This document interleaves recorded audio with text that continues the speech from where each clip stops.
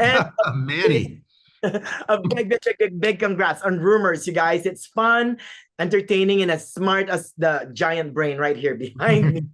Amazing. I love it. Thank you. Thanks, Manny. You're the best. You're so welcome. Let's begin with you, Guy.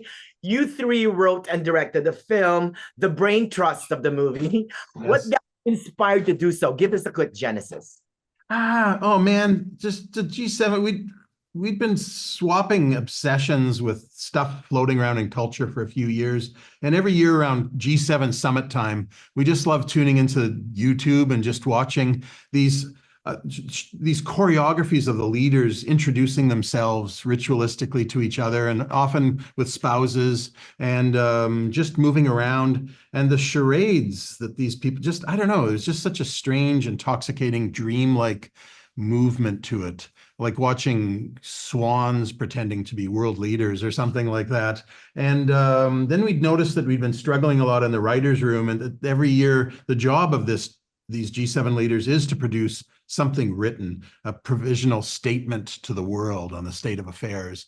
And so we just kind of fused the two, our struggles as writers, their delightful struggles as choreographed, beplumed leaders. And it just seemed natural. It felt like we're onto something new. Oh, you're absolutely correct. But Mr. Evan, you know what? I was telling some of the cast members earlier that one of the things that I love about the film is that we're so accustomed to seeing, like, in a movie like this, like all the political leaders kind of doing some villainy, evilish things, but yet they're all very human here. I mean, none of them is really good, not really bad. They're just humans. So Evan, when you were constructing the script, did you base some of these characters on their real life counterparts? No, I don't think. I think if I had based the characters on their real life counterparts, they would have become more villainous. I think probably because I think we began from we had this odd combination of a fondness for G7 spectacle, which we find entertaining and cartoon-like, and like maybe on an intellectual level, a great disappointment or contempt for world leaders generally and what they have done and are doing. But it's hard to sustain contempt like that, right? While you're writing, you start to make characters and you start to fall in love with them as you write them, and you start to humanize them, and you put yourself into them and your own self-doubt and your own flaws and stuff like that, and you start to understand them. And then the other thing is the actors.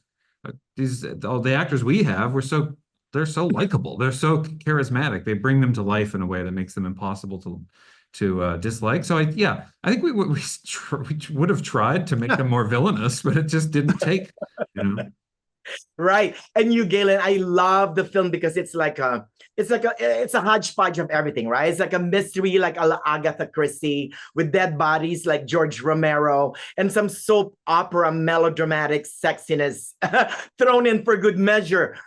It could have been cartoonish. So what was your main edict, Galen, when you guys writing the script to make sure it doesn't come off as cartoonish, in the final product? I mean, we never consciously avoided being cartoonish, I don't think. We just, we started, we're going to make a movie about the G7, so it's going to be a political satire. That, by definition, a movie about the G7 is a political satire. But we weren't really big G7 or big political satire people. It's not our favorite genre. So we would swerve away from that as much as possible. So swerve into melodrama, swerve into horror, just to keep ourselves entertained, and hopefully the audience entertained, and keep things unpredictable and keep a variety of tones. So the audience never knows sort of how they're supposed to feel. They sort of feel as lost as the leaders. I just hope they like it. I think it's a likable little movie. Do I seem needy? Yes. I'm sure they will. They will love it. Yeah. Thanks, man. Thank you. A big congrats on Rumors again. Giant brains, the undead, clueless political leaders, they're all right here. So thank you for giving me a great time at the movies. Thank you. Thank you, Manny. That's the movie you needed. That's right. I didn't know I needed.